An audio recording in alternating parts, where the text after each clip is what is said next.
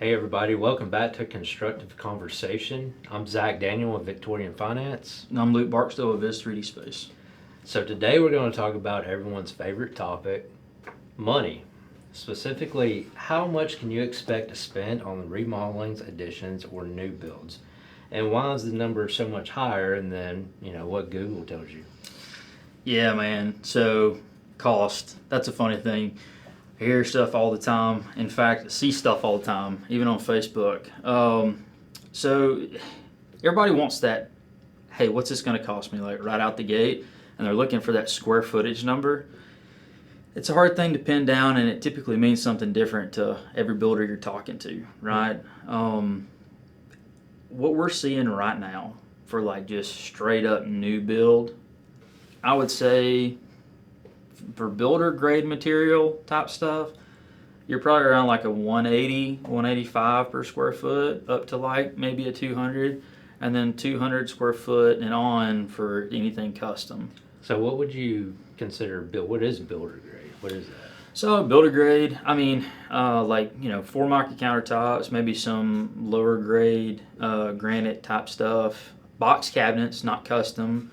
If you're building a house on a slab, maybe staining concrete instead of putting flooring in, doing things to like really cut costs. MDF trim instead of wood, stuff like that. Okay. So I get the same question all the time. I don't build houses, but people call me and they're like, well, what's the interest rate? Yeah. There's so many different variations and variables that go into what generates an interest rate for you, whether it's your loan to value, your credit score, the loan program that you're using. There's so many things that go into what interest rate is, and that's breaks down to what the cost of the loan is for you. So I completely understand that, and that's going to be the same in anything that you look at. So if you're building, I would imagine that cost is going to be higher depending on what it is you're looking for. Absolutely. The days of $100 per square foot are gone. Like, you might be able to get there if you GC it yourself, so you're your own builder, and you do a lot of the work yourself, like actual physical labor you're building it. You might be able to squeeze that number. But outside of that, these guys are having a lock and key it for $150 a square foot. Ooh, that's just not going to happen. Not for a good quality build. So what is really the things that drive up the cost the most? So, I mean, square footage is where your cost is at. Everybody's like, oh, I'm going to pick a cheaper tile and stuff, and that'll help a little bit. But overall, if you're wanting to cut cost on a project, you need to look at eliminating square footage, whether it be heated or unheated. Yeah. Footprints, everything. I guess some things that drive up costs right now that have got us in a more expensive state in this market. Labor shortages. You're seeing plumbers and electricians are charging some of the most that they've ever charged. Same for HVAC guys, but it's because their skills in high demand. There's not a whole lot of people re-entering the market for that kind of stuff.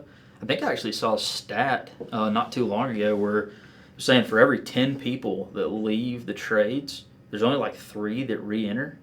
Oh, so, yeah, I mean, it's like a crazy deficit, which it seems to be that people are trying to fix that with some trade schools coming back online. But, I mean, if you're the only plumber around, you can kind of name your price. Supply and demand. Right? Yeah, that's right. So trades and skilled labor is up pretty high. Material choices, materials more expensive than it ever has been. Some high grade stuff, and people don't know. Yeah, You get a builder sends you off, say, "Hey, go pick out your tile," and you're like, "Great, well, that's a tile I love right there." Well, you don't know that that's just blown your tile budget. And you do that times maybe 10 or 15 line items on a house, well, now you're way over budget on a home. Yeah. That makes sense. Yeah. So I guess, what would be the cheaper option to look at? I mean, last episode we talked about the difference between like a renovation or a remodel or building from square one. What's the cheapest option? Yeah, I guess the answer is probably different for everybody to some degree.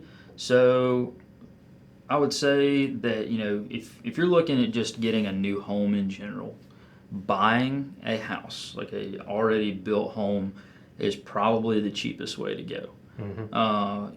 Most money for or most space for your money.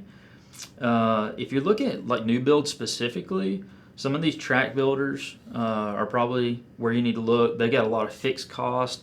They can control their labor costs a little bit because they got big crews that are salaried. Maybe they bought a bunch of their stuff in bulk, so they're able to control the square footage cost a little bit better than a custom. Remodels, I would say, is kind of next. A lot of your structure's already there. The big thing with remodels is you just don't know what you're getting into until you get into it. Yeah. Until you open up that wall, you don't know what's there. And then so there's some hidden cost.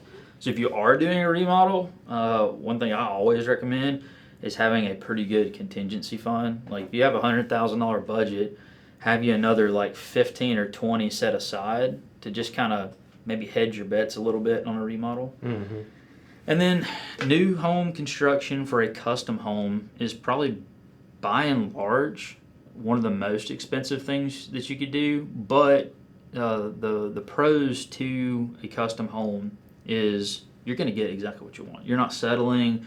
You know what the quality is. You can see that. There are no questions. There's no hidden things. So there's a lot of peace of mind. There's a lot of comfort. And being able to design it the way you want and how you live is a big bonus as well. So, it's always a hot topic. I know it's probably one of the most Googled searches out there. I get asked questions about it. I'm sure you get asked questions about it. So let's dive into it. Yeah. Do you think a barn dominium is cheaper than a custom home? Oh man, yeah. So the Reddit pages will blow up about this. So there's a pretty dead even split between the two. There are people that come out there and they're like, "Hey, we built this barn dominium for $80 a square foot." Odds are they did a lot of it themselves, and that's kind of how that works. As far as the barn dominium goes, typically what you see is the shell of the structure can get erected as a kit, and it's really fast. So you save time, which ultimately will save you some money, especially if you're financing, because it goes up really quick. But you're still framing out the inside. You're still paying for all those materials. Really, the places you save is the time, maybe some roofing material, and then if you keep the concrete floor, you'll save some flooring cost there, but nothing just huge. I mean, I guess I've personally never built a barn dominium. We've financed several, but what would you think the cost difference between utilities on something like that would be? Vastly depends on how they build it. Could be worse, could be better. There are some people that build barn dominiums and they focus on that like eco-efficiency thing. So they'll spray foam it, right? That's going to get expensive. Yeah, it's very expensive to spray foam it, but it's got a good R value. You're going to keep your heat and cooling costs down, and then depending on kind of what unit and stuff you put in it, so they can be efficient. They can be very efficient done right, but that's about the same as a house. So there's really kind of a wash, I would think. I wouldn't think there's just a massive difference. It really depends on what you're putting in it. Right. I mean, I think if you can build a barn dominium for $80 a square foot, it's getting thrown up very quickly and cheap. It's probably not going to be as efficient as, compared to a house or a more efficient barn dominium. Right. But that could be the same said with a house or even like a modular kit or something like that. Like you can get it cheap, but you're also getting what you pay for there.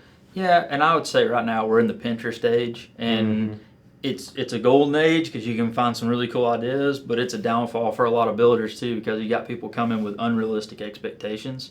Say, hey, I saw this. I also saw this company that offers this kit. That's what I want to do.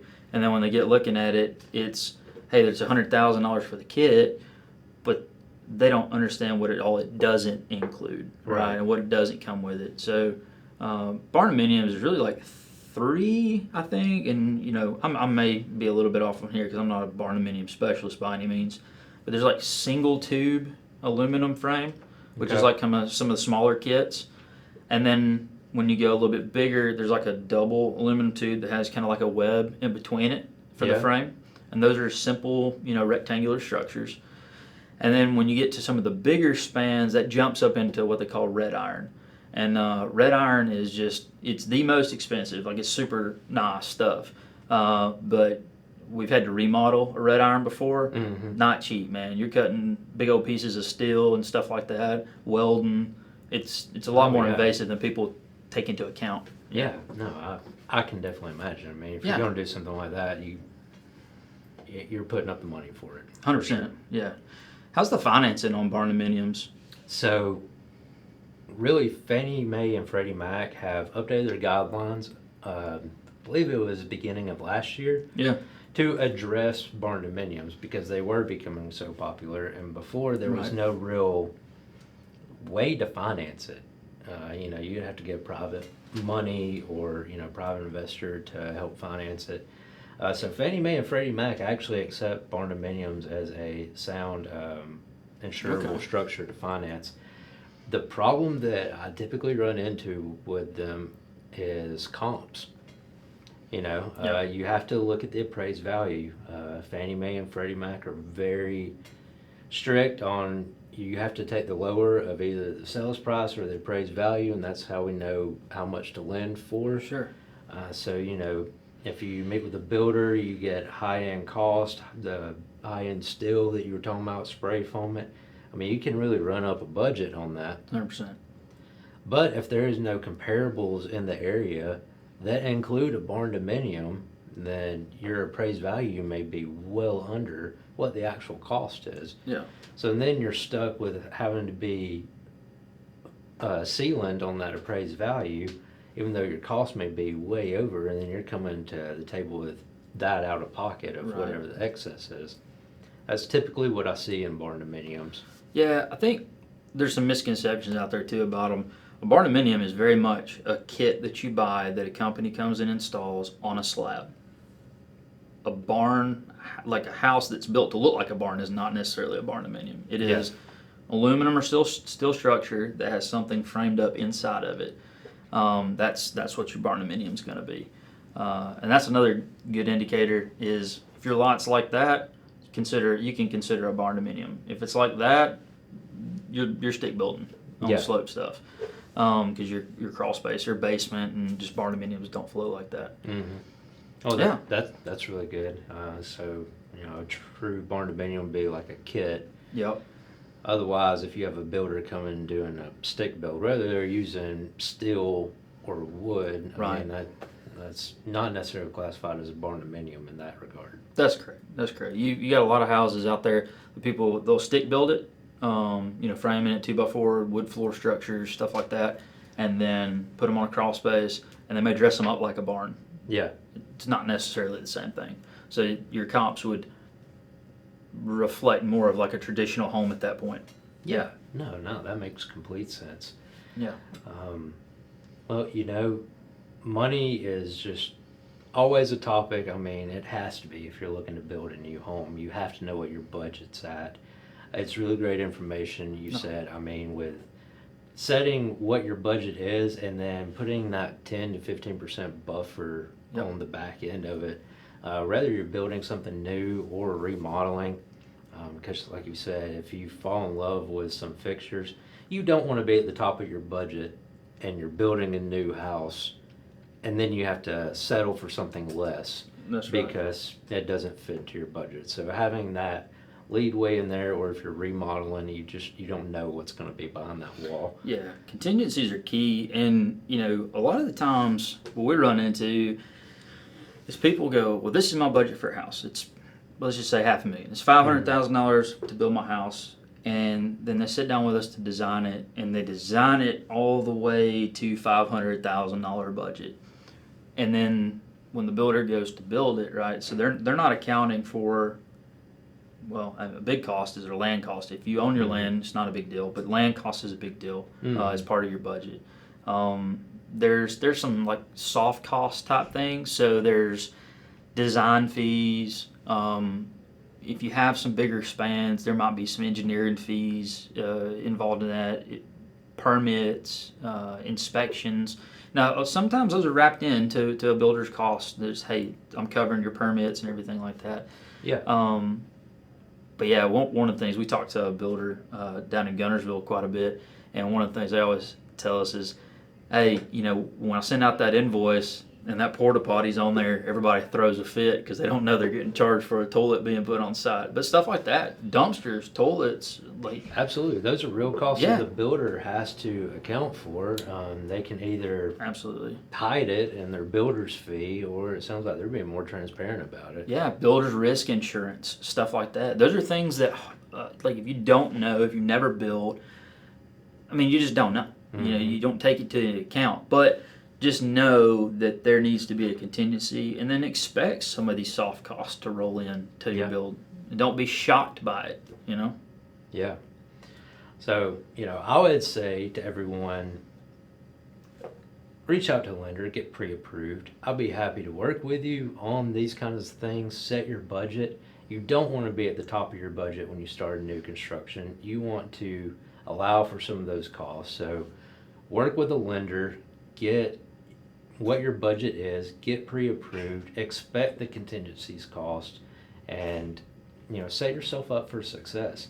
If you are starting out at a design at $400,000, but your budget is $300,000, I mean, you're going to be stressed the whole time. Whether Absolutely. you are approved for 400 or not, if you don't have those costs already in mind, then it's going to be a struggle. You're not going to be in a happy spot when you're building your home. Yep. And this is supposed to be a happy investment for everyone. I mean, it is an investment, but you want to enjoy the process and enjoy your house. 100%. I think one of the things we're trying to eliminate in the industry is just that I'll never build a house again mentality. Everybody goes through it and says, I'll never do that again. The reason they'll never do it again is because they had a poor process in the first place. And if they'll set up these teams like we're talking about, if they'll look at the budget well beforehand, be honest about the budget too. Be honest with your contractor, be honest with your designer. Hey, my budget, like my ceiling is $400,000. I don't want to go over 400. Otherwise, that's just a no-go. I've talked to my lender. That's my monthly payment I want to be at. Yeah. Like let's set that and operate within it, because otherwise people, they'll make recommendations. As a designer, I've done it. Like we've been sitting down and somebody will tell us, hey, my budget's $400,000. I'm like, great, let's design it, and we design it up to that. And they may go, well, I want to do this and this and this. Like, it's not in the budget we talked about. Oh, that's okay. And we'll do it. And then it's like, what is your budget at that point? Exactly. What is your budget? So really having those hard stop points and knowing yourself as a client, that's going to fix your stress during the process. You're going to maintain good relationships with everybody that's working with you. 100%. Yeah, and then like what you can afford. So if you've defined the budget, you've picked a quality team, and they're operating within that, the product you're going to get is going to be good. Yeah. Yeah. No, I completely agree. And as we talked about going into this series, we just want to give enough educational information for people wanting to build a home, remodel a home, whatever they want to do, but just to ask the right questions and really know what the process is going to look like up front, and that way they know what to expect going into the building process. 100%. So, I would say next episode we can dive a little bit deeper into, do you hire a designer first, or do you hire a builder first? What do you do? You've already got your budget set. Now, what's your next step? Yep, that sounds good to me, man. All right. Well, Thanks. Thanks for listening.